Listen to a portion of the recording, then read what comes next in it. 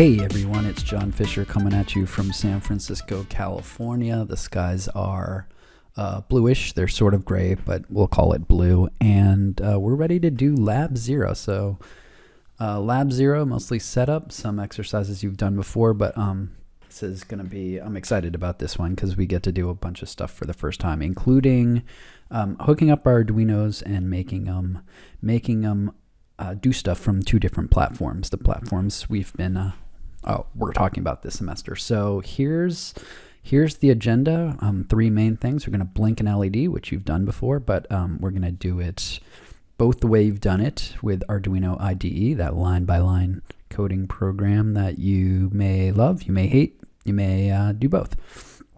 And then also LabView. So you're going to have those things installed. And if you don't, then you'll stop the video and we have some preliminary work to do.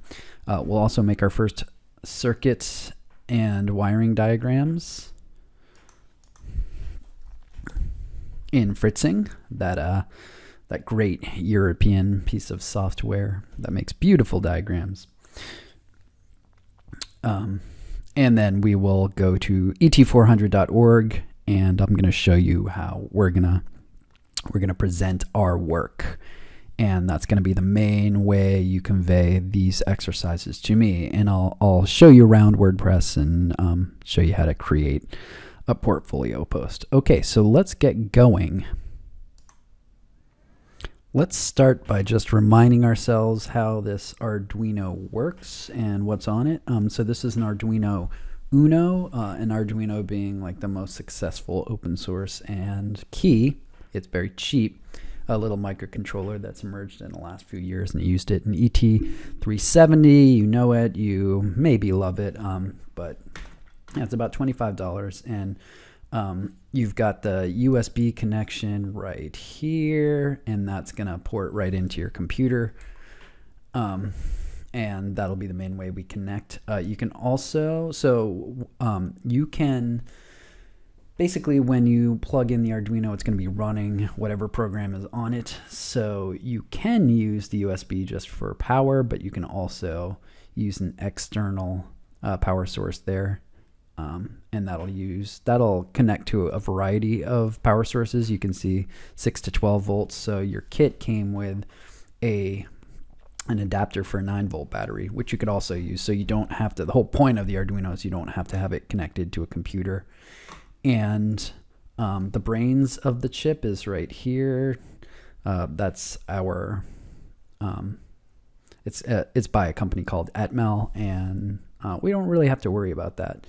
There's a number of internal LEDs. These two LEDs here, those are they're communication LEDs. So when you're uploading and downloading, those will flash.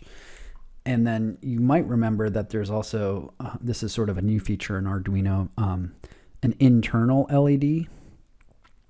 And so that's actually connected to one of the external outputs here, but that's like the simplest way to diagnose and set up little tester programs. So you can blink an LED that exists right on the chip.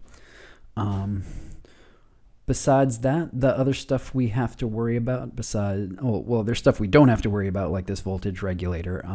So that's going to give us the ability to use a bunch of different voltage sources. And but the most important thing then are the actual pinouts. So the Arduino is going to give us 13 digital pins, which are these pins right here. 0 through 13. So those are digital I/O. As you know, those can be inputs or outputs. And when we say digital, of course, we're going to talk about that a lot this term, on, off, 1, 0. But from the perspective of the volts, 0 volts is off and 5 volts is on. So literally what we mean is that these pins are delivering or reading either a 0 volt or 5 volt. If you give it 4 volts and it's an input pin, that's just going to read as high. And you'll also notice that some of these pins, like 1, 3, 5, 6, 10, and 11 have the little squiggly. That means those pins are going to be capable of what's called pulse width modulation, which gives us the ability to, like, it's sort of a way to either communicate with certain devices that just take a pulse width code, or set up like a little fake AC signal. This is a pulse width, so you can modulate the width of the pulses. You can't really change the amplitude. Of course, that goes from 0 to 5. Yeah, so we've got 13 pins, which seems like a lot, but in a big project, you can run out of pins pretty easily. So we'll talk about strategies to get around that. And then you've also got ground here, which you need for our circuits, as you know. Those are our digital pins. We've also got some analog pins, and the analog pins are all analog. Yeah, here we have 5 analog pins, and these are also 0 to 5 volts. 0 to 5 volts analog pins. They're right here, and so that can actually read an analog voltage between 0 and 5 volts. And so you can read 3.3 volts. You can't read any negative volts. So if you want to input an AC wave, that's going to be a problem. The bottom half there is we're going to have to do something about that. One of the things you can do with circuits is lift that up, call that a bias. We'll talk about that later. Other things to note here that you probably remember if you dealt with Arduinos before, you've got a 5 volt source and a 3 volt source down there, which both of those are handy just for building circuits. Sometimes you want a 5 volt source. We'll see why it might be helpful to have a 3.3 volt source and two grounds right there. And there's also a pin called VN that we will not talk about right now.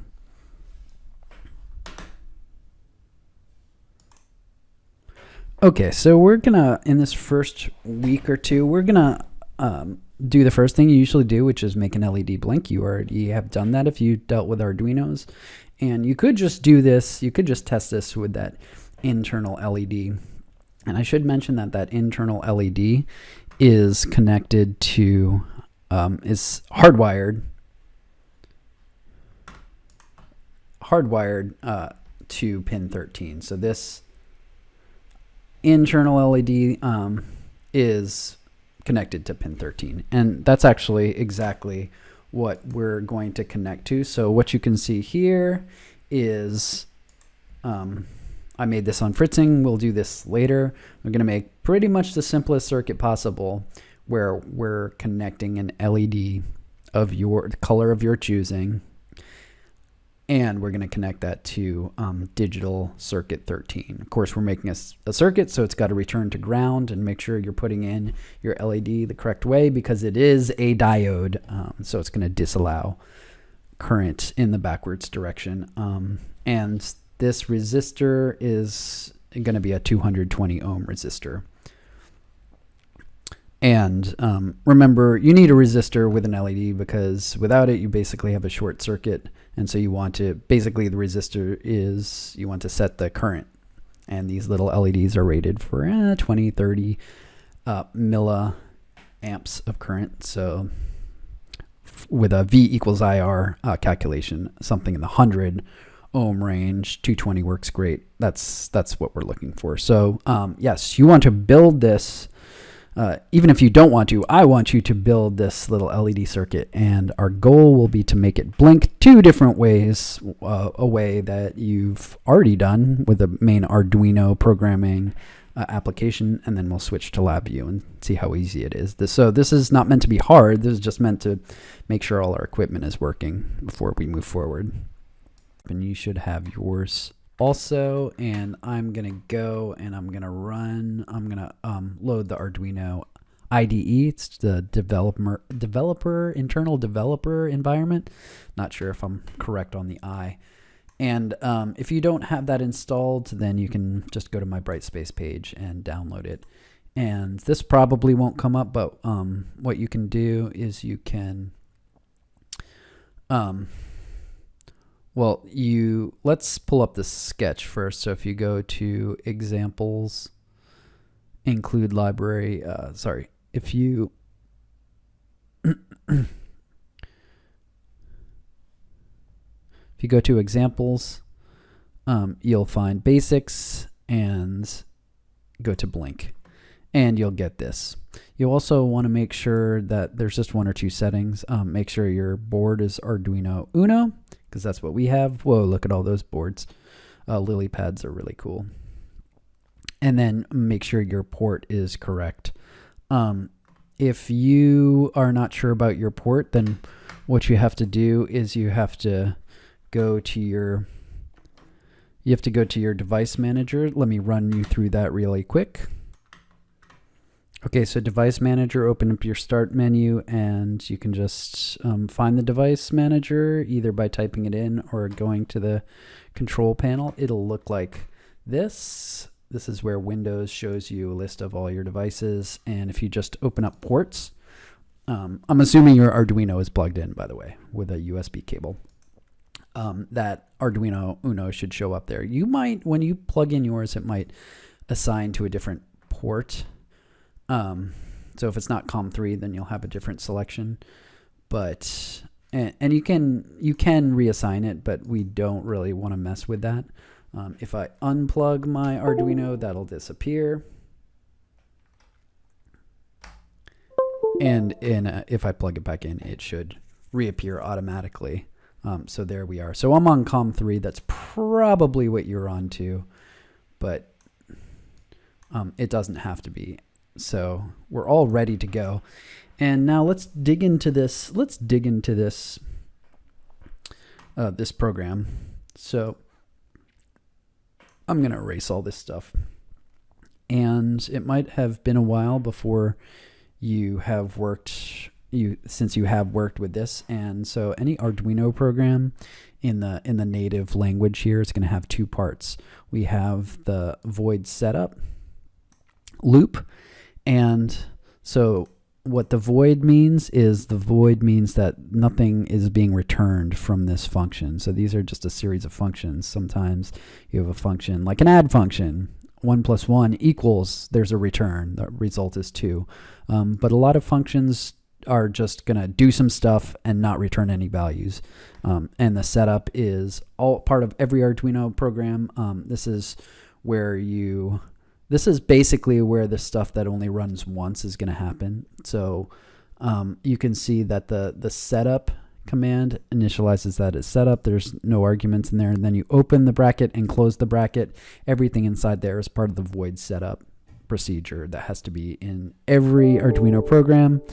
And it only runs once. So all we really have here is this program is just going to blink an LED. So remember, with those digital outputs, they could be inputs or outputs. So the part that we have to do once here is to take LED 3 and assign it as, or take pin 13 and assign it as an output. So they're using the command LED built in, using that built-in LED, which of course, like I said, is connected to pin 13. So you could keep that as it is, but let's just use the number 13 just to be a little more specific about it. Again, you could use the LED built-in just because LED built-in happens to be hardwired to pin 13. If we connected our LED, if we switched it to pin 12, then we'd have to change this everywhere. But this is just telling the Arduino that pin 13 will be used as an output for time immemorial, or until you change that or run a different program. And so we set it as an output. That's the only thing that needs to be in our void setup here, because that's really the only pin we're going to be using. The other part of any Arduino program is the part that is like the program. So this is the void loop, and the void loop is the part that runs over and over and over again. So everything inside the curly brackets, when it gets to the bottom, I'm sure you remember this, just going to keep running. And that's the thing about an Arduino. It doesn't have to run from a computer when you disconnect it and the Arduino is on. As soon as you turn it on, it will just be running what's in this void loop. There's ways to change that. There's ways to run a program just once or a set number of times, but this is very simple. So there's really only two commands in here, a digital write and a delay. Digital write is exactly what it sounds like. It really only has two options because digital pins have two options: high or low, 1 or 0, on or off, and of course electrically 5 volts or 0 volts. There's nothing else that pin can deliver. So we're just saying turn pin 13 high, and it does that, and then the delay is gonna just pause on this line for a set number of milliseconds. So it does that, then it digital writes pin 13 as low and delays, and this is basically the simplest Arduino program. Let's run it and make sure it's gonna work. And if this does not work, if your compile and run doesn't work, then there's probably something wrong with this right here. So I can see I'm blinking. I'm blinking every second and then turning off. So I'd call this half a hertz because it takes 2 seconds to complete a cycle. Let's run a 10 hertz. A 10 hertz would, well, a 10 hertz cycle, 10 hertz would mean that it's going to take a tenth of a second, 100 milliseconds to complete a cycle. So 50 and 50. If I compile that, I'm expecting a much faster blink, which I get. 60 hertz is basically the threshold of human persistence of vision. So if I make this go 6 times faster, roughly, not quite 6, but if I make this 10 and 10, so there's a 20 millisecond cycle, I should be able to still see a flicker. I actually don't, and that's okay. So anyway, we got the blink to work. We got the blink to work in the native Arduino programming language. You did a lot of this last semester if you had Mr. Chang-Su, which most of you did. And let's just do one more thing. I can't help myself. So I've been replacing the millisecond argument in the delay manually. But what if I wanted that? What if I wanted to just replace that in one spot in the program? Of course, I'm talking about the idea of replacing a manual input, a constant, with a variable, where and variables are declared at the top of the program and usually set there, so you can change it once. So let's do that. Let's set up an integer variable, and I'm doing this before the void, and that will make these global variables, meaning that every part of the program will be able to use them. So if I call this LED delay, and in the same command I can just assign it there. So let's make that 100 milliseconds. Every line's got to end with a semicolon. Then that means I can replace the contents of my delay with a variable. So instead of the number there, it's going to replace it with whatever the contents of the variable LED delay is. And if I run that, then I should get a, well, what is that? That's a 5 hertz, because I'm running a 200 millisecond cycle, 1/5 of a second. So there's 5 per second. Okay. So let's set that aside for now and call that successful, and we'll go to the LabView. Okay, so we're gonna pull up LabView. So you need to have that. You need to have that installed with the links package. And so if you don't have the links package installed, then here's the splash screen for LabView. Whatever whatever edition you have. If you click Find Drivers and Add-ons, and then you click on Find LabView Add-ons, it'll take you to a web page that looks like... Will it take you to a web page? It should. It looks like this. And if you type in links, this is definitely a backdoor way to get to this spot. You'll see two options here. You almost definitely are, well, you are going to want the 2020 version. And so you can download that from LabView. Although there's no real compelling reason to do that, but hopefully you should already have that. And let's do a few things right away. Where if you have the links successfully installed, then you'll have this Maker Hub menu, and you can see links right there. So the first thing we have to do is we have to access that. And so if you don't have this installed, then there's been a problem with your links install. We'll have to solve that first. But if you go to the firmware wizard, this is going to load your Arduino with what it needs to run off LabView. So you get this nice little wizard here. So all you have to do is find the Uno, and we're checking serial because that's the port we're using. Settings. Oh, okay. This should be already set, so I would not mess with that. And you have to pick the port.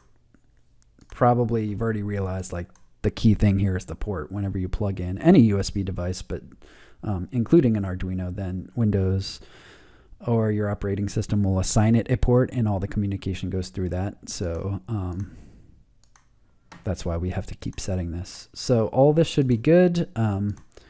Pre-built firmware, and then it's going to upload some firmware so the Arduino knows how to talk to this platform. And you might have to do this multiple times if your LabView isn't working with the Arduino. And then if you do that successfully, then we're free to run the Blink program on LabView. And this will be our first look at LabView. We'll be doing more with LabView, much more. And what it is it's an industrial automation and measurement program that can do a lot of things, including like very, very high-speed data acquisition. It writes programs. But the thing about LabView is it's a graphical programming language, which you might like a lot better than the line-by-line code we were just doing. But let me show you what a LabView program looks like. Let's pull up the Blink program. So if you go to Help, there's Maker Hub again, by the way. And so that's not what we want right now. You want to go to Find Examples. And when you click on Find Examples, there's a very rich LabView example library. But we want to access the links examples. So if you do a search, there it is. And you get a nice little library of links programs. These are all for Arduino, assuming that you've done the previous step and set this for Arduino. Links also works with other microcontrollers like Raspberry Pi and stuff, but we've set it for Arduino. So you'll see there's actually a few Blink programs. So let's keep things simple. Let's go to Blink Simple. And what you get is you get something that looks like this. So this is the LabView version of Blink. And so every LabView program, this is how it works. This is what's called the front panel. If you click in here, you'll see you get the front panel controls. So the front panel is sort of like your flight deck. This is where users enter inputs, receive outputs. There's LEDs. There's it's like a cockpit, but the programming lives on another panel. And so if you go to Windows, Show Block Diagram, here's the arrange everything here. Here's the actual programming. So what you can see is a block diagram. This is the LabView programming. So it looks kind of complicated, and LabVIEW programs can be very complicated. We'll start at the beginning in terms of like how you build one. But the thing is that these two panels are linked. So, if you lose the block diagram, it didn't go anywhere. You just have to say show block diagram. You can't erase it. If you try and get rid of the front diagram, then it's actually going to try and close the program. And a LabVIEW program is called a VI, a .vi file. It stands for virtual instrument, and it is exactly what it sounds like. You can make computer-based instruments that have, you can make a whole control panel that controls multiple instruments, multiple data acquisition sources. And this one here is a pretty simple one. So what you can see here is a little picture of the circuit, and your serial port you have to select as always. And what you can see here is you're allowed to, this program is going to basically work the same way the program we just made works. It's not going to blink if we don't do anything to it. This is just going to give you the ability to control whatever digital channel you select. So we have our circuit connected to pin 13, so you have to select 13 there, and then this thing is ready to run. So to run a LabVIEW program, it's not running yet, it's still in create mode. To run any LabVIEW program, your run commands and controls are right up here. So this arrow means run the program once. You can run a program continuously. This program happens to be running in a loop. If you look at the back diagram, the block diagram here, this gray structure here, that's actually a while loop. It's very similar to the void loop that we were using in Arduino. It's just going to keep running until this stop is engaged. And you can see that all the flow of the whole program in LabVIEW is connected by these virtual wires. Some of them are different thicknesses and different colors. The different colors correspond to different types of data, like this LED value is green because it's a Boolean, it's a true or false. And so elements of the front panel correspond to terminals on the back panel. So like this LED value, if I double click this, it'll show you where that is in the front panel. So I'm not running the program yet, but you can see that this is a control. So my blink control, or my LED control, is now my on-off action is gonna be totally controlled by this binary button. And so when I click this on, then a true signal is going through this green wire and going into this little block, which is the actual write function. So that's a lot like a digital write in the program we just made. The other things going into this digital write command. So yeah, like in Arduino, if I click back to our Arduino, we had digital write, tell it what pin and high or low. And in LabVIEW, it's pretty similar. In LabVIEW, here's digital write. You need to tell it what channel. That's this right here. That's blue because that's an integer, so a number without a decimal point. So everything in LabVIEW is visual and in this block configuration. So in Arduino, we give this number 13 and a high. In LabVIEW, we're feeding it the 13 through this control. This is specialized control, and the LED value through this different kind of control. And you can change anything about the appearance of these controls on the front panel. Like you can change the type. Like if I right click on this control and replace it, I could replace it with something. Let's choose something really stupid. We like to be stupid. Here's a vertical kind of pointer thing. It doesn't even go to 13. So if I double click on the top of the scale, I can make it go to 13 by just clicking in 13 there. And now I'm choosing my pin with a slider. So one of the nice things about LabVIEW is you can, since it's so visual, it's pretty intuitive. Like if I wanted this to start at pin 5 for whatever reason, then there we go. It doesn't change what's going into the digital write command. It's just changing the user interface. So this if I replace it, you can see there's all different kinds of controls. Notice there's a big difference between a control and an indicator, and that's kind of important right at the beginning of learning LabView. A control is an input. That's what we have here. User is deciding on the digital pin and entering it. Indicator is the opposite. An indicator is a container for an output. So an example of an indicator here is this loop rate.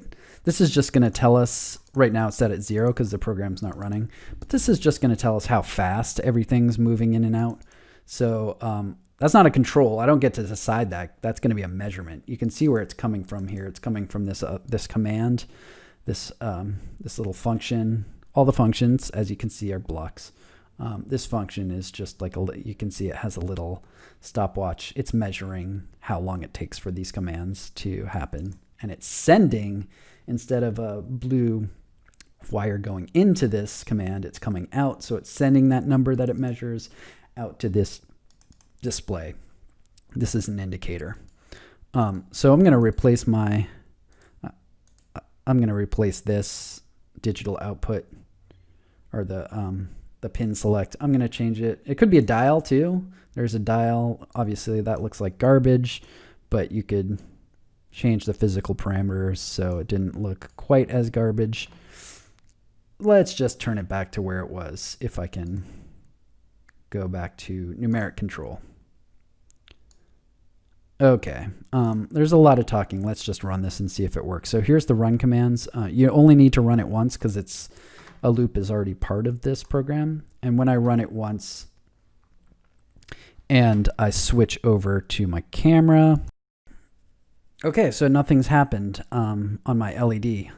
You can see that the loop rate I'm getting is 170 hertz. It's not great, but that's fine. If you're getting something lower, there's a way to speed that up by going into Windows and messing with the latency of that port. And maybe I'll show you that later, but it's okay if it's not in the hundreds. Anyway, the reason the LED's off is because it's supposed to be off, right? The whole point of this program, it gives us a front panel, a flight deck to control this state-of-the-art LED. So I'm very satisfied because when I'm clicking the LED on, it within 100, or actually within like 10 milliseconds, it's turning it on. Good enough for me. And so that's satisfying. If we take a minute to just take a more careful look at what's actually going on in this program, I realize I'm just showing you LabView for the first time, so I'm not really expecting you to recreate this, but it's a very simple program because it's really only doing 3 things. Like I said, this gray box, this is a while loop. And so that means that everything in the loop, everything inside this rectangle is going to just keep repeating until this stop button gets a true. So a while loop always comes with that little stop button. You can insert a while loop. If I right click on this back panel, not the front panel, if you right click on the front panel, you get a bunch of different controls. Those are the front panel controls. Remember, that's where you can add inputs and outputs, meters, thermometers, lights, stuff like that. On the back panel, these are all the programming options. So you have things like add, subtract, multiply, divide, file I/O, Boolean algebra kind of stuff. And so there's this thing called structures. This is where all the loops live. So here's a while loop. So the where this while loop came from is I just selected it and there it is. So it comes with this stop. And if I take this little stop condition, when you hover over it, you get the little wiring tool, which can take a little getting used to because it can be annoying. But if I hover over the stop condition, you can see there's a little green input. So I could connect a stop button. And there's a shortcut. If I right click here, I can create a control and create a constant, which you wouldn't really want to do because constants don't change, but you can create a control and there's a stop button And what you'll notice is that stop button. If I double click this, you can see that it created that on the front panel. Now, there's already a stop button here. Of course, that stop button, if I double click, you have to double click on the edge. It can be a little hard to get there. That stop button is for the while loop that was there already. But basically this program, I'm going to erase all this. This program is just constantly looping through this loop where it's digital write. This main block here is a digital write. What happens before and after, so this is just an important part of a links program like this, because you got to open up the serial port. You've got to tell the computer that I want control of COM3 here, and because the thing is you can't have multiple programs control the Arduino. Computer wouldn't know which one to listen to. So this right here, if I right click and go to help, it tells you about the function. And so this is the special Maker Hub section of LabView help. It's not actually part of LabView. So this is open serial. This is going to open a serial connection. You don't really have to know about this, but it's just kind of nice to know everything that's on here. So opening a serial connection, it needs to know what port. So you got a selector control there. And this is just some information that you don't have to mess with. You don't really have to mess with any of this. But if you go to the help file that I just opened up, that's error in. So it's just that's some information about any possible errors. And then you've got a little selector here where you just set that to automatic. That's the mode there. The mode we're collecting the serial information. In the help there, that has something to do with the speed of the connection. So we're not too worried about that. And so there's some outputs coming out of here, and the outputs are the error out. So that just has to go through every step of the serial functions. So if there is an error, you're connecting them. I know that's actually not a great explanation of that, but there needs to be continuity between the different serial blocks, because you might have a program where your Arduino is accessing several different things at once, so you wouldn't want them to get confused. So there's just continuity. These two outputs are going in the loop, and so they're updating with the loop.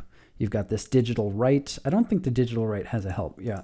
So the digital write we already covered. You just need to tell it what digital output channel to access and to give it a true or false. So those are important inputs there.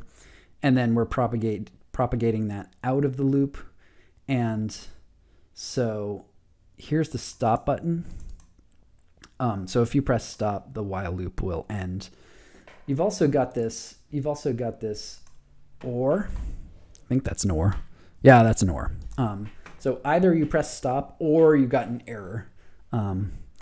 So we didn't get an error when we were in this. Maybe you did. If you did get an error, then it stopped your while loop. But there's two possible paths to stop the while loop. And then here, this last thing, as you would expect, that's closing our serial connection. So you just give it the two wires that we've been propagating. And if there is an error, it gives you a dialog box here. This dialog box is it's going to pop up. Okay. We'll mess around with this a little more next time. Like, for example, how would you get this to blink? Not just turn on and off. So time this manual action that I'm doing right now. But let's go and make the circuit. So open up Fritzing. If you have not successfully installed this, then you can also grab that off my Brightspace. I purchased it for you. Yeah, so it's going to open up and it looks like this. This is a great program. I just found it. I'm in love with it. What can I say? So this is actually like a CAD program. So it's building circuits, but it's not just building pictures of them. It's actually tracking the connections, which is really powerful because it allows you not to just make a wiring illustration, but it it creates a wiring diagram at the same time. So let's just make a new part or a new file. So go to new. It's a Fritzing file is called a sketch. And there we are. Let me make it a little smaller. We have our breadboard, which you could, if you press space, then you can reposition. You could replace this breadboard, but it's the exact same one we have, so let's keep it. And on the right, what you see is just all the libraries of different stuff you can drop in here. These are the core pieces, core electronics. But then here's the Arduino menu, so it's going to load all the Arduino boards, including the Uno, of course. And if you run through these, here's the parallax. It's what we used to use in ET400, the basic stamp, and some other components from kits. But there's also all these integrated circuits. Where's the integrated circuits? Man, I don't. Oh, so here's some jacks and stuff. It's all jacked up. You can make your own pieces too. I've done that. Every time you click these, I guess it's just loading it into memory, and yeah, so there's a lot of good stuff here. Oh, here's the one I made. This is an op amp that we'll use later. But this circuit obviously going to be pretty easy, so let's just get used to this. So here's the Arduino Uno, first option there, and I'm just going to drag that. You can reposition it, and you can zoom in too. Can you zoom in? It would be nice to zoom in. I think zoom in, you can access Control plus.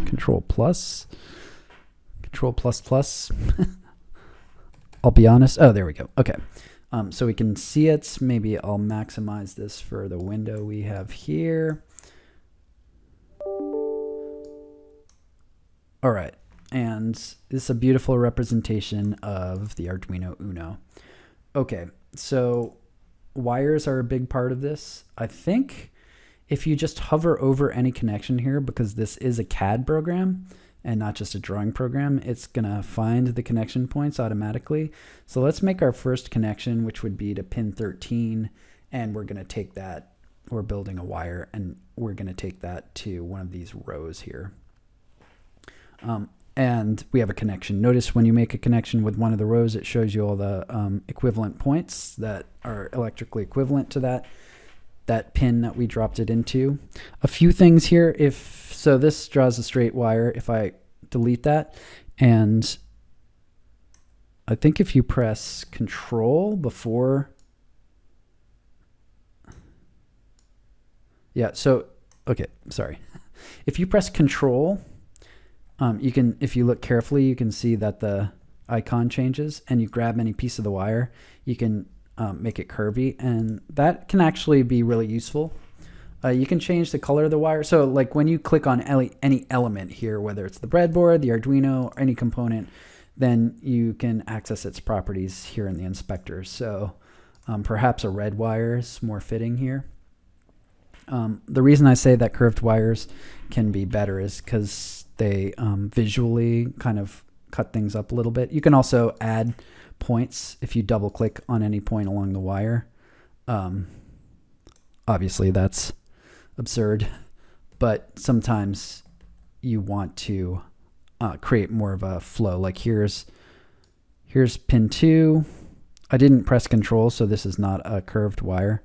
This is a straight wire, so if I click in the middle there, and this takes some getting used to.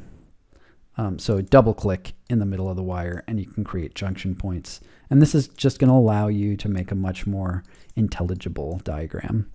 And it all works by clicking the elements, and then I can delete that. Okay, so it wants an LED. If you go to the basic menu, and LED has got to be in there. Oh, there it is. So LED. And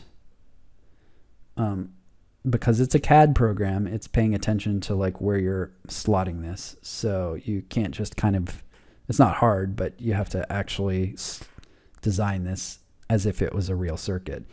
So the LED, and of course the LED is a diode, so you have to put it in the right way. Believe that's the right way.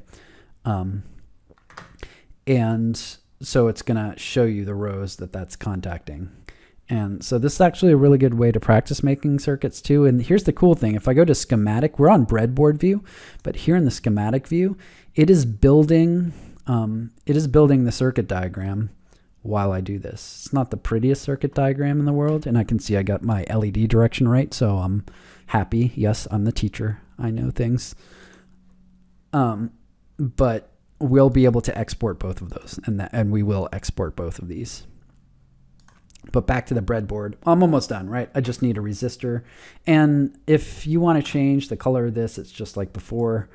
Whoa, look at these. Actually gives you the wavelength of not just the color. I have a blue, so you know what? I feel strongly that I have the 430 nanometer blue, not the 505 nanometer blue. And we need a resistor. So the resistor has to, whoops, that's not a resistor. You need to take a resistor and drag it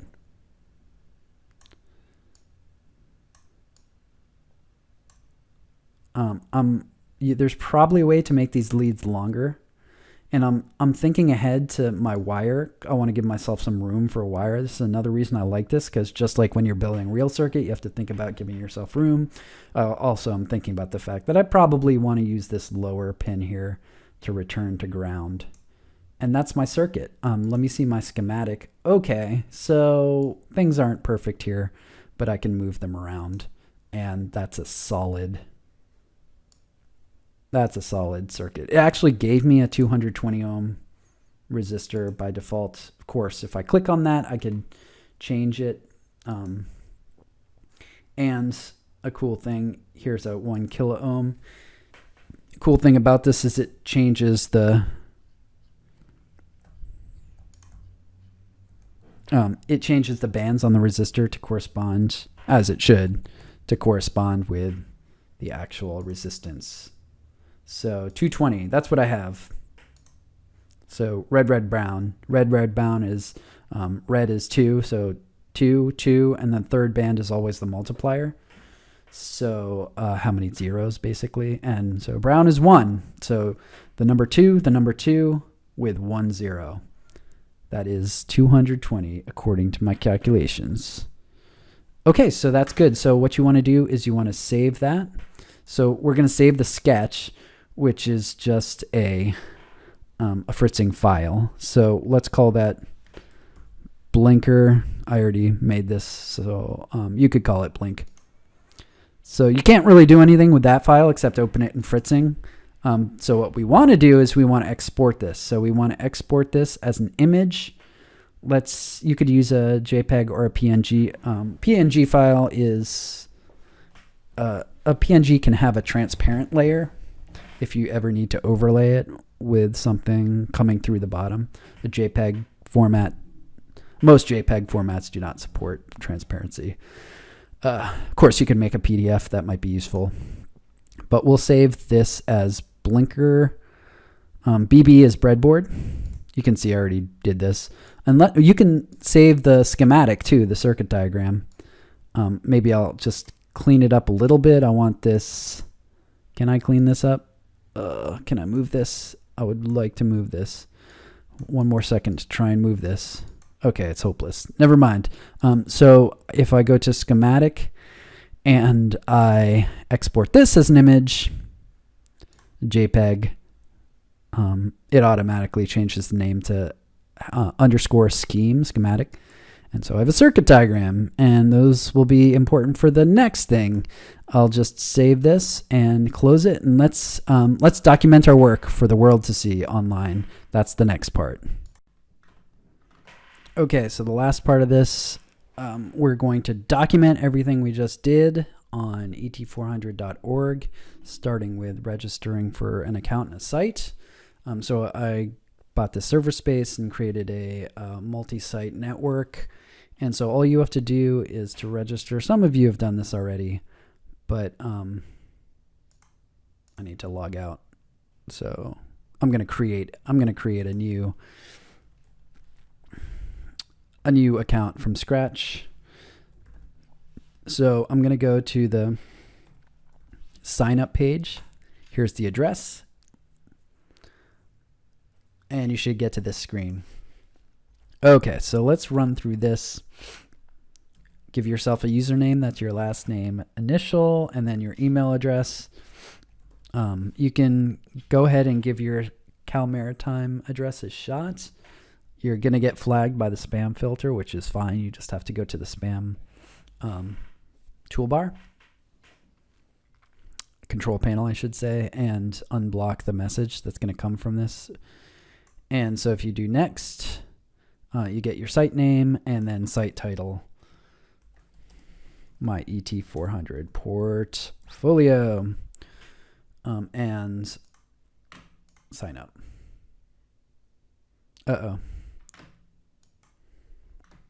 Okay, I fixed that problem. So you get this message, congratulations, almost ready, but you have to activate your site with a confirmation email.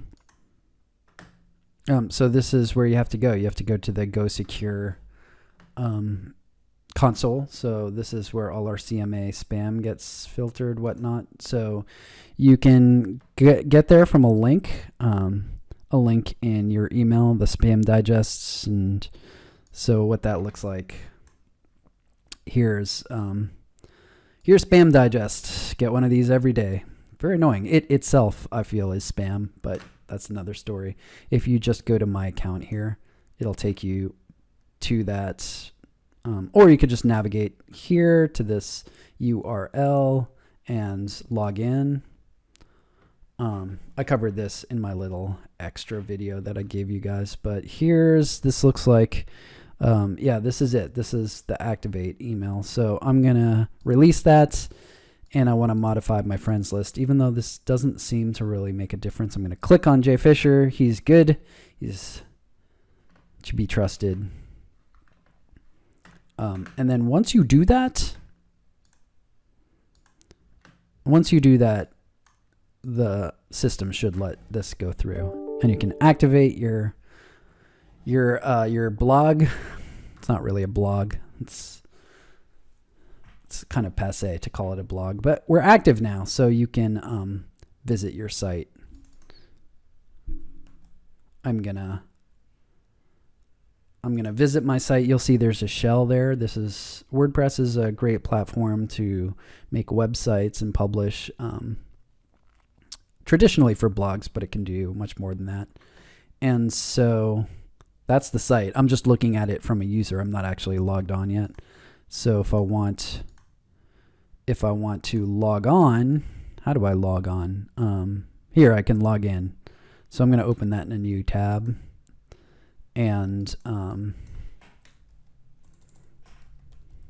Fisher J, and then the previous password. Oh, I guess you guys can see my password now. Not too worried about it. Any hackers out there? I thought so. Okay, so here's the WordPress dashboard. Yeah, WordPress dashboard, pretty good system. You got posts, you got pages. If at any point you want to visit the site, you just click here and get back to the site. So it's put in this example post. So let's make a new post. So I'm gonna click on posts. Let's do two things. Let's delete the example post, hello world. It's tradition in programming to make your simple trivial program called hello world. It's sort of like the blank of actual programming. And we're going to trash that. So violent, but somebody had to do it. And let's start a new post. And I'm going to show you how to make a WordPress post. This isn't really going to seem like rocket science to you. So it gives you this welcome to block editor and all this stuff that let's just X out of that. So you get this this publishing system that's arguably garbage, but it'll work for our purposes. And I want to show you a few things here. So actually a lot of things. So when we do our lab this semester, I am hoping that the whole thing will just be documented in this form. And this is going to be This is going to kind of give us the ability to add videos, code, pictures. It's going to run through the whole thing, and this will be the equivalent of lab reports for at least part of our activities. So let's call this Lab 0, Blink. By the way, this is the title of the post. So at any point, you can preview the post. If you go to preview, it'll actually show you preview in different forms. So you could see if it's going to look beautiful on a mobile device. But if you just click preview a new tab, you're pretty much constantly doing this. And there's our post so far. Nice bold title. You'll notice that this has a few other things here. The date, comments, author, and right here, this is the category. So let's give this a category. So if I go back to my editor, you'll see here on the right side, the properties of whatever block you're working on. Right now, I'm just working on a text block, but then the document, the post as a whole. So you got all these options like status and visibility, what the address is going to be called. I'm just going to go to categories. Right now, there's one category. It is uncategorized. So let's uncheck that and give this a category name. What category would this lab be in? This would just be setup. And let's preview that. Don't click publish yet because we're not ready to publish. Preview is going to work just fine. And this is now defined as a setup category. By the way, you can have other categories. So you can keep adding them. You don't want to go crazy because every time you add a new category, it's going to become part of your permanent categories. Not that you can't erase them, but it kind of gets messy. So if I preview that, all the categories will be listed in red here. Anything about the appearance of this, whether it's the fonts, the margins, the colors, that can be, or the positioning of things, that can all be changed. But we're not going to mess too much with that at the beginning here. I'm going to uncheck nonsense because this is not nonsense. This is serious. You can also add tags here. So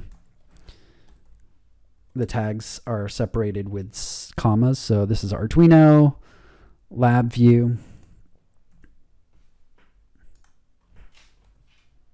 So those tags are going to be associated with this post. You guys know all about tags, right? More than I do.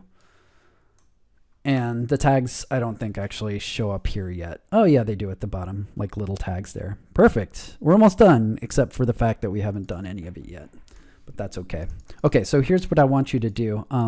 So the way this is going to all get built is in blocks. And so you can add a block this way by pressing the plus. It gives you 6 common blocks.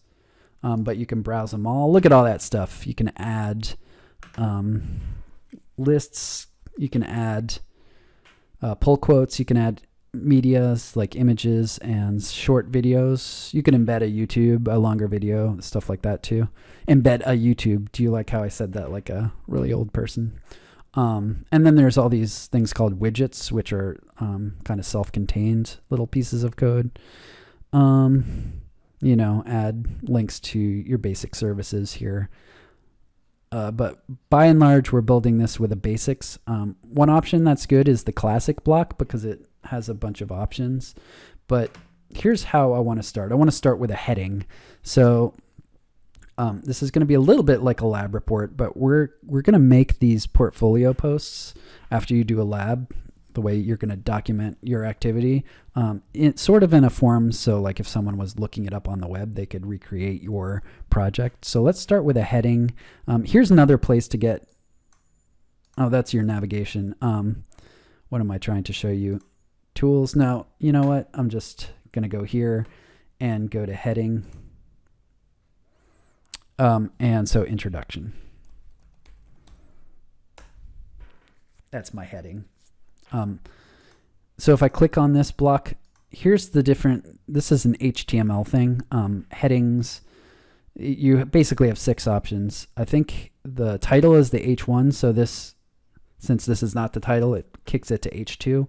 If you did H5, then it'd be smaller. Counterintuitively, the bigger the number, the smaller the heading, although you can change all this stuff.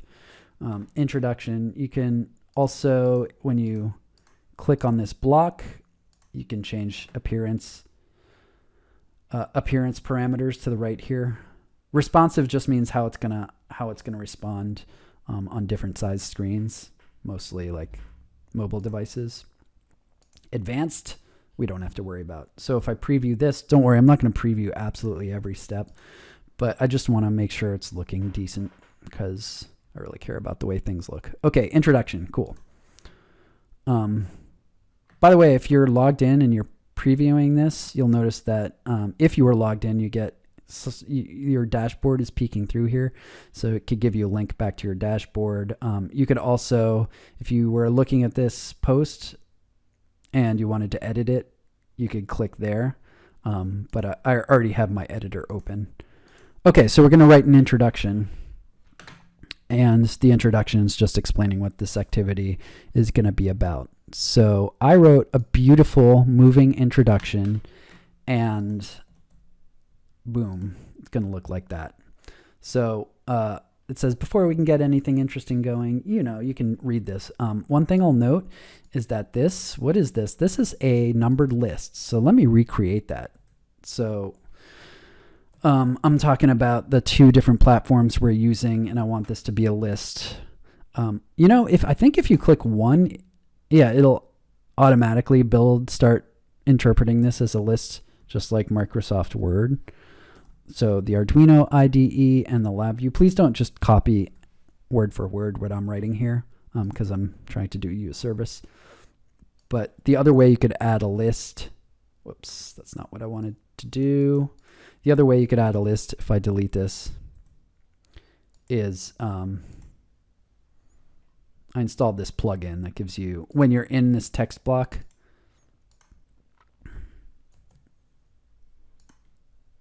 you can add all these things. I added that because you can add special characters, which we need because we're engineers. We're just needy like that. And damn, is list even on here? I thought it was. You can add a list block. So this is actually adding a new block like that. Not the most elegant way to do this, but it is a way. So Arduino IDE and LabView.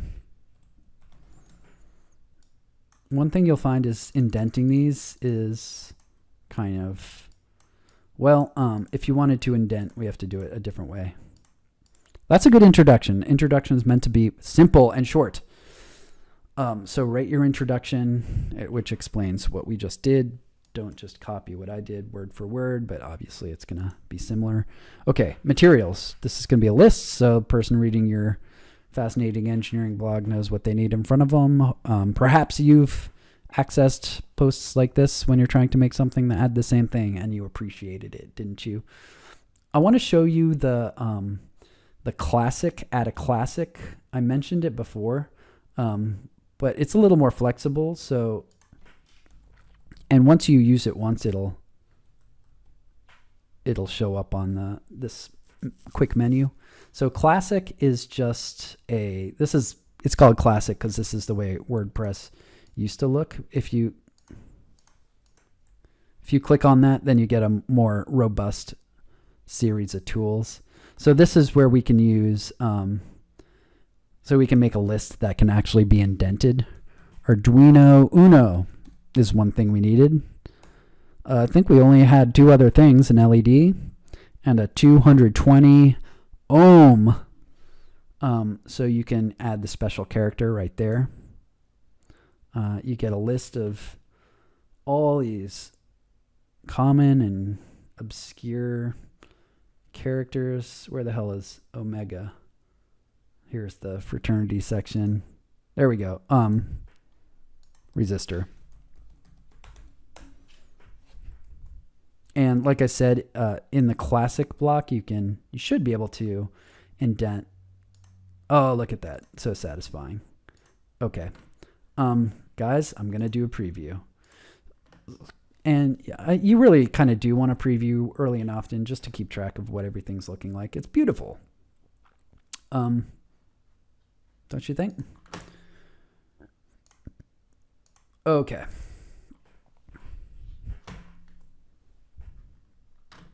Okay, so I'm done my list, and I'm going to add another heading. And so you can see now classic is in there. It's just going to take the most common, your most recent blocks and put them in these quick menus. Okay, so next thing is procedure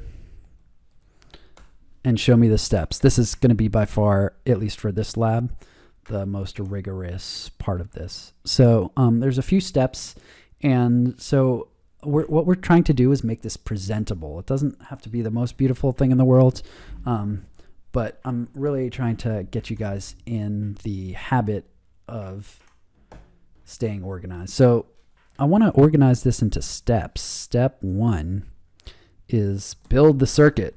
And here's where we're going to use our beautiful Fritzing work. Build circuit. That makes no sense to have that big, because this is a subheading.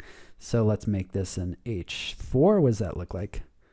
That looks okay. I wish I could indent it.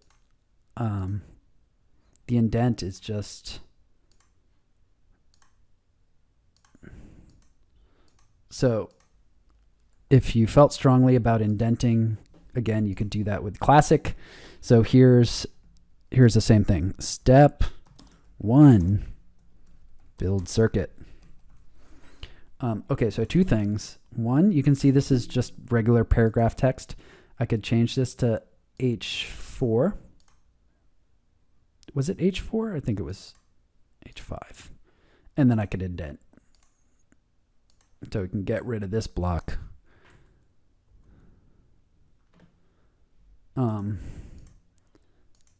And everything after this will be under it, so we'll want to indent that too. So so that's how you could get your headings to indent. I don't really feel the need to do that strongly, especially since I'll need to indent everything under it. So maybe I'll just go and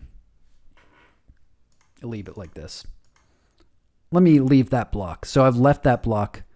I can add. If you don't add a block at all, if you just start typing it by default, it adds a text block. And the spacing looks a little wonky, but I think it's okay. If you're in doubt, you can always check the preview. Yeah, so I've got, the thing is there's this empty classic block, so I'm just going to delete that. Okay, that was successful. Okay, so step 1 is build the circuit. The heading is there, it's just hidden. So you want a little text for people. Here's some text I wrote that describes how we built the circuit.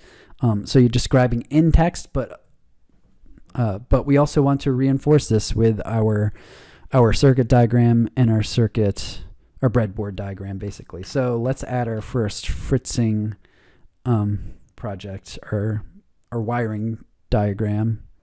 So we're gonna add an image. So I did that fast. Maybe I'll just replay that. So okay, so I'm gonna add, if image is not already on here, mine is on there because I just pulled it up. You're just doing a search, or of course you could browse all and then go down to media. Where's an image? I think I passed it. There's an image. Okay, so this is very convenient too. You can just drag and drop. So you could manually enter one of these. You could even insert an image from a URL, kind of hacker version. But I'm gonna go to where I saved my Fritzing. There's definitely a story behind that. And I'm gonna go to my Blinker BB, my breadboard, and I'm just gonna drag. Love drag and drop. And then it gets in there. I'm gonna resize this a bit. If you resize this with the little resizing handles, it'll center it, which is nice. If you want to change the centering, that happens here. And you could also crop and link, all the normal things you can do with images on the internet. And then you should add a caption. Caption, this is going to be the blink wiring. And that's bothering me the way it's justified. So I'm going to center that. I feel so much better now. Okay, we'll also want to add the circuit diagram. That's definitely a part of this. So same thing, going to go back to my Fritzing. Here's my wiring diagram. You know, I feel like I can crop this. Crop. Okay, that's not cropping. Okay.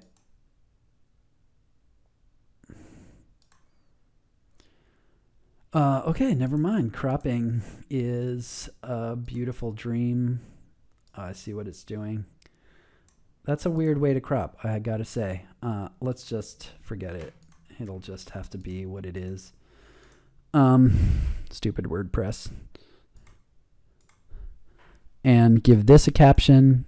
You want to give things captions as a matter of habit, and just a good thing to do on the internet if you're making something that, especially if you want people to see it and search engines to find it.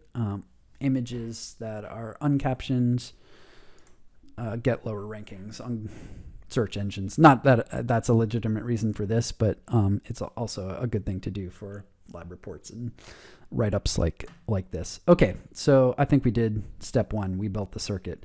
Step 2 is going to be another heading. Remember, I'm using do I remember H5? So step 2. Arduino. I'm using caps for some reason. I'm shouting. Arduino IDE. Okay, so a little text for context. We will modify the blink program.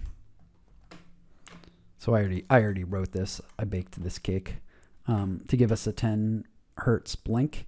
And I'm going to preview just to make sure everything's looking good. I think it is, but now that I added pictures, I want to look at those. Maybe I'll make this blank circuit a little smaller, but everything's looking good. So yeah, I'm just clicking on the picture. Ideally, it'll line up with the other one. Yeah, okay, good.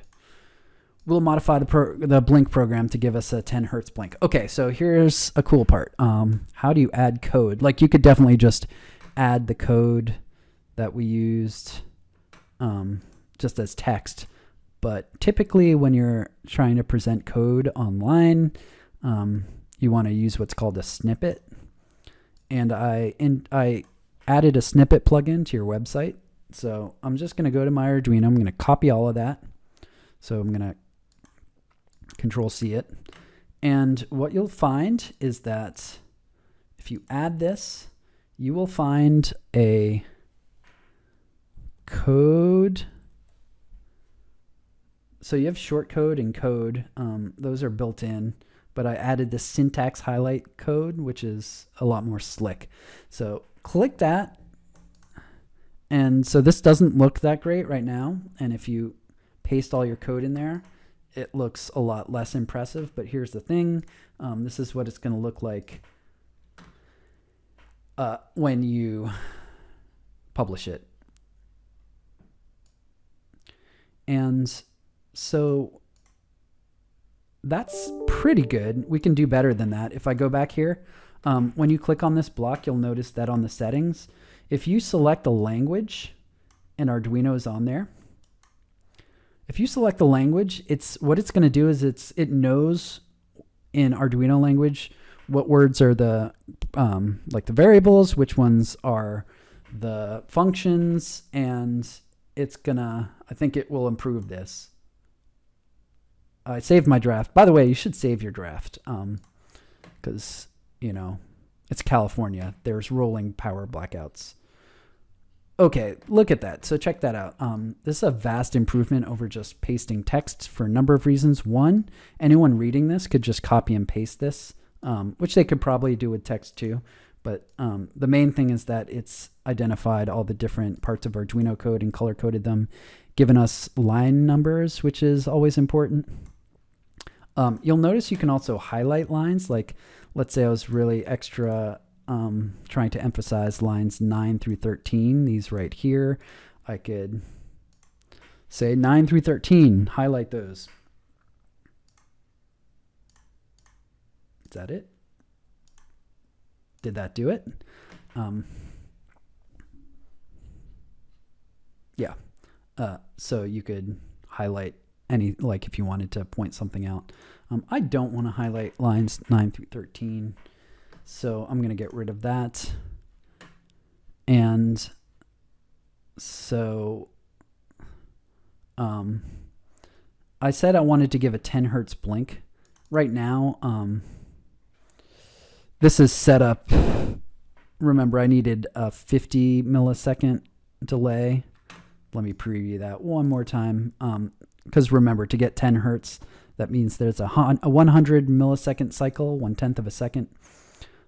So this really has to be 50. So we get 50 and 50. That's how we get our 100 millisecond cycle. Cool. I think this deserves a little more explanation. We're going to explain the two parts here. So I want to explain my two parts of the code. There are two parts to this code. And so I'm going to go back to syntax highlighter, and I'm going to grab the void setup just to kind of separate that. And remember, switching that to Arduino so it looks even better. And then explain that. So here's my explanation of void setup. And then I'm going to add the second part. So syntax highlight again, set this to Arduino, and I'm going to go back to my Arduino and select the void loop, copy that, and paste. That didn't work. Paste, that worked. And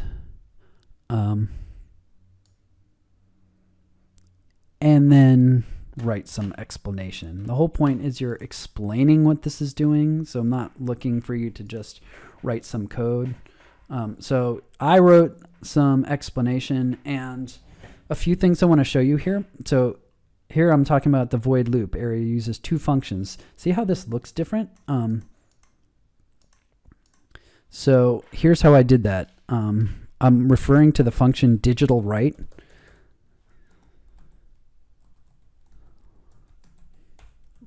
But to indicate that that's code, you can select that and go to inline code. That's just a styling thing, but when you do that in preview, when you do that, wow, look at this great post. You can see that it gives it this format, and so someone reading this going to recognize that as code. It's going to look much better to the eye and make it easier to understand. And that's what we're going for here. We're not doing formal, boring lab reports, at least as much as possible. We're not doing them. So the alternative here is to make something that actually is what you would see in the real world. Okay, so again, please don't just like copy word for word what I've written, but I've provided some explanation here. So I said what the digital write command does, what the delay command does, and then just kind of explain that this loop is just doing four things: turning on the LED, waiting, turning off the LED, waiting, and then a little sentence on why that means this is 10 hertz. Okay. Okay, and so now what I want you to add is I want you to add a video of this thing working.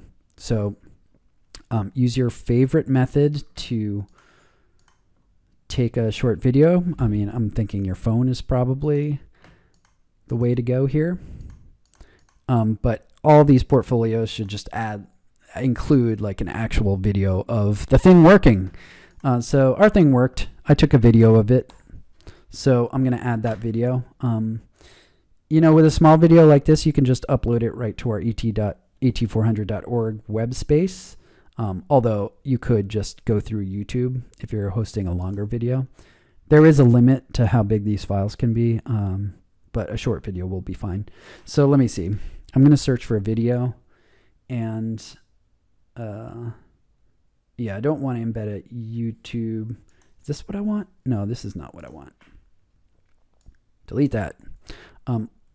What I want, I'm just going to have to browse all.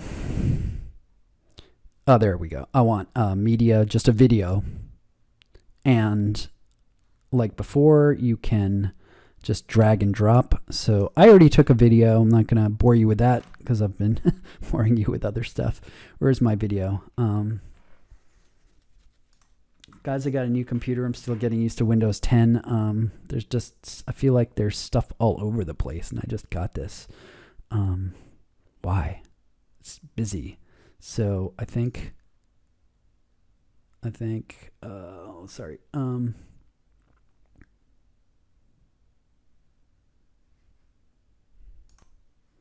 Camera roll. There it is. Okay, so here's my Arduino Blink, and I'm just gonna drag that.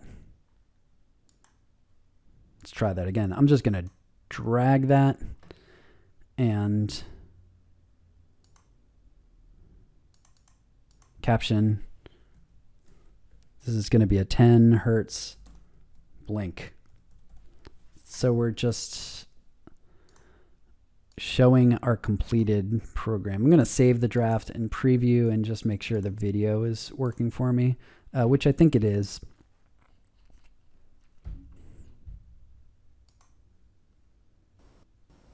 $10 hertz. You could even kind of see it. Okay, cool. All right, so let's go and do step 3, which is the last step. So I'm going to add a heading. Add another H5 heading. Step 3. LabView with links.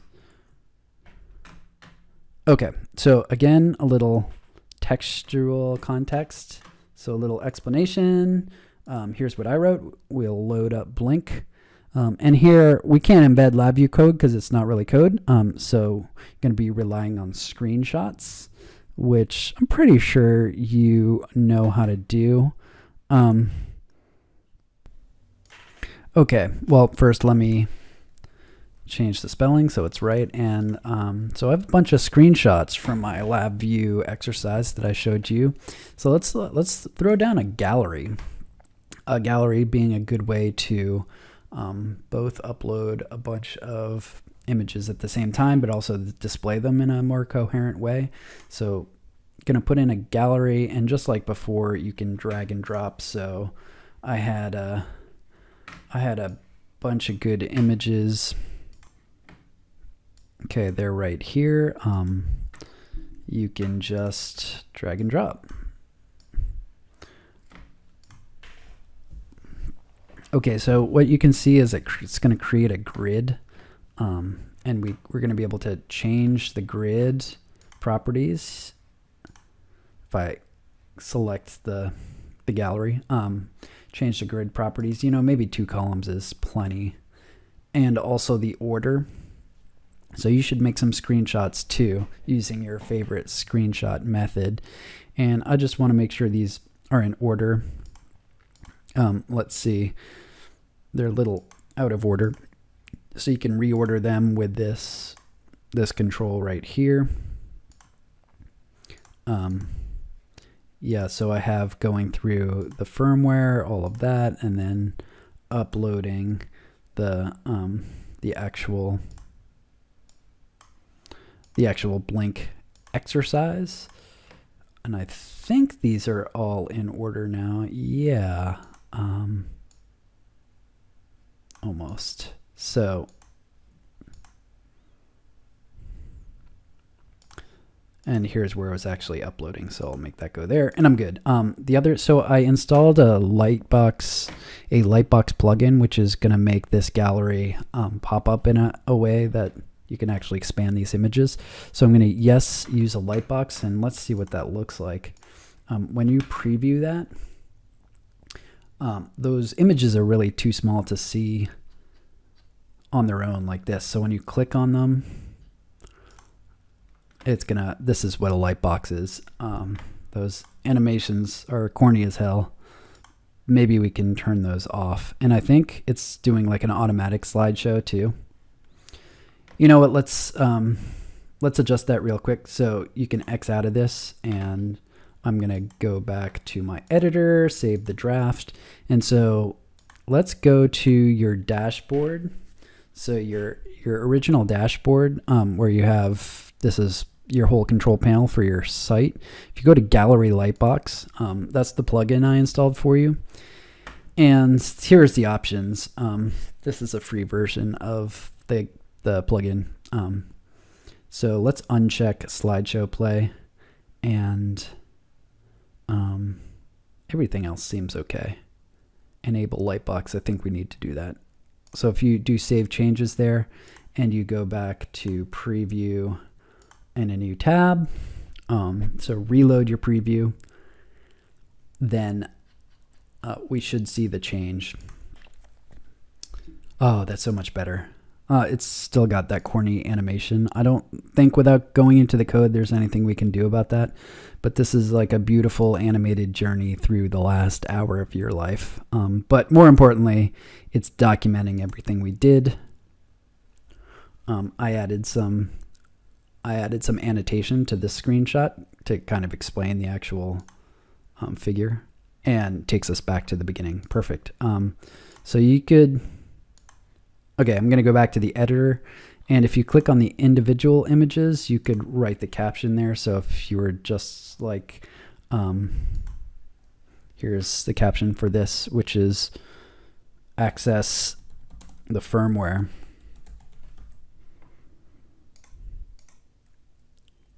This one was select find example. You know what? I'm realizing now that this is out of place. This was after the firmware step. This is where we found the example. This is blink.vi in the examples, and this is blink.vi itself. Waiting. This is the firmware wizard. Again, just good practice to caption all your images. I'm running through this quickly. Select port. Doesn't have to be perfect right now. You can change it later. And then this is select Arduino board. And so if you did that and it worked, then you should get those showing up in the Lightbox.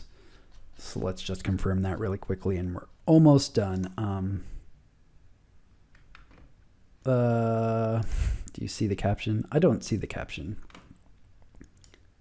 That might just be because it's getting cut off. Is that true? No, I don't want that.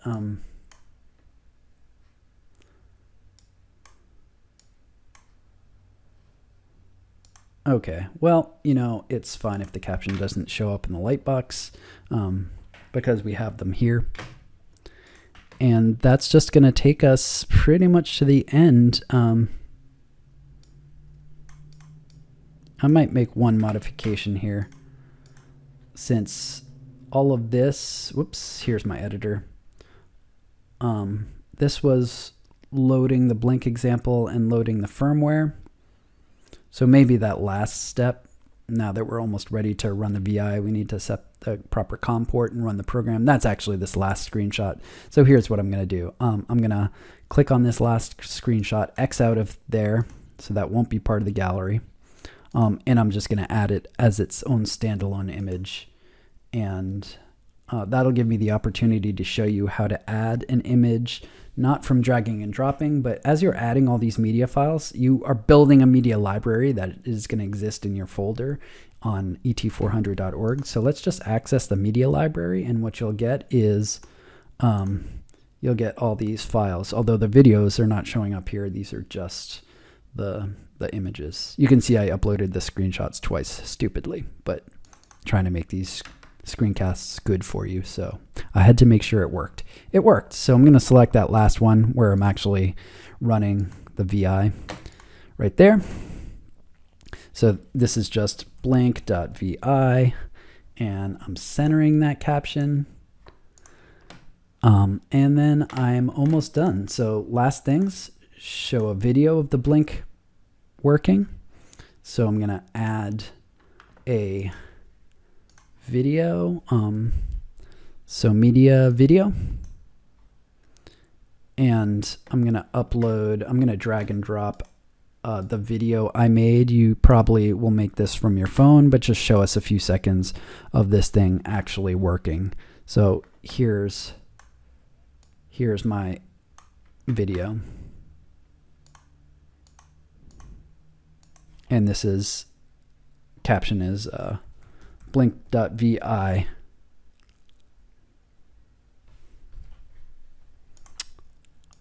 And let's preview that. So when I preview that, I want to just make sure the video is in there and sort of seamless, which I totally expect it to be. It's quite a post.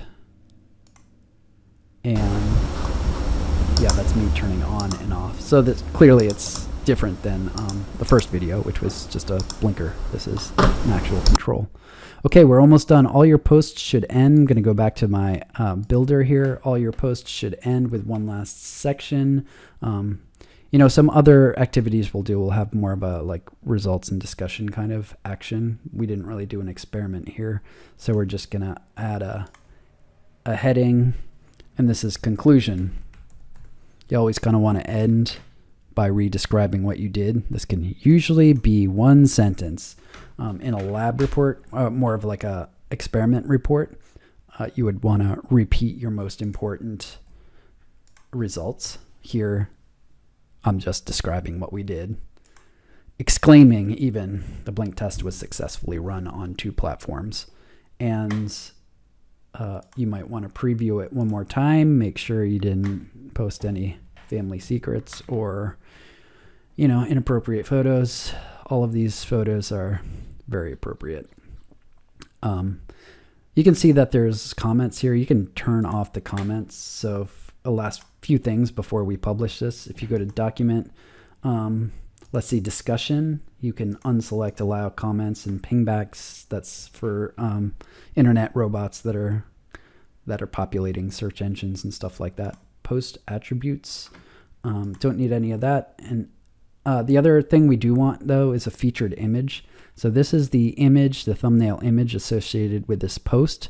So if there's a place on our website where we're showing all our posts, just a thumbnail, then this, you're deciding the featured image for this post. So you could go to your media library, and you know, I think this Fritzing circuit picture is the perfect featured image. So make sure you give it a featured image, although you won't be able to see that anywhere, I don't think, yet, because we haven't created a place on this website for it to live. We've got categories, got tags, so you're ready to publish, so you press publish.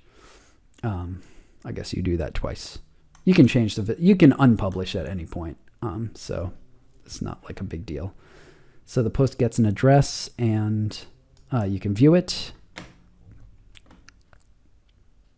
Oh, we do. Okay. The featured image is there.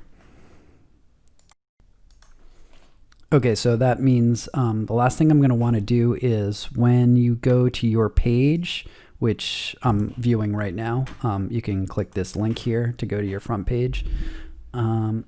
It's showing you the whole post, so that's fine now, but you can imagine as this grows, you're not going to want to have the full contents of every post on your front page. So let's just fix that real quick. I think this will be the last thing we do. So go to your dashboard, Again, this is your WordPress dashboard. And so you can change the appearance in this menu here. So click on that. So there's all these different themes, and we're using 2020 theme. Maybe we'll mess around with changing the themes a little bit, but if you click on customize, then there's a few options. There's actually surprisingly few options, but there are a few options, and one of them is not site identity, although that is useful. Theme options. Okay, so see how it says on archived pages show full text or summary? Let's show the summary. And when you click publish, then you can see how that's going to affect that. So it'll just show a little excerpt and your featured image. So as more of these posts get populated, then it stays a little more organized. You can also see that these things in the footer here, of course, all of those are all editable. We're not going to want all of this stuff in here because most of it's garbage. So we'll mess with that next time, or maybe not next time, but at a certain point, because part of what I'd like to do is just show you how to make a coherent website, because that's, you know, the future of humanity. So yeah, let's call it. So try and get these things working. Follow this screencast, and then the last thing you're doing is devoting some time to creating your first post with all the parts that I showed. Please don't copy my screenshots, make your own. But if you need help, I am here for you. So let me know. Okay, bye.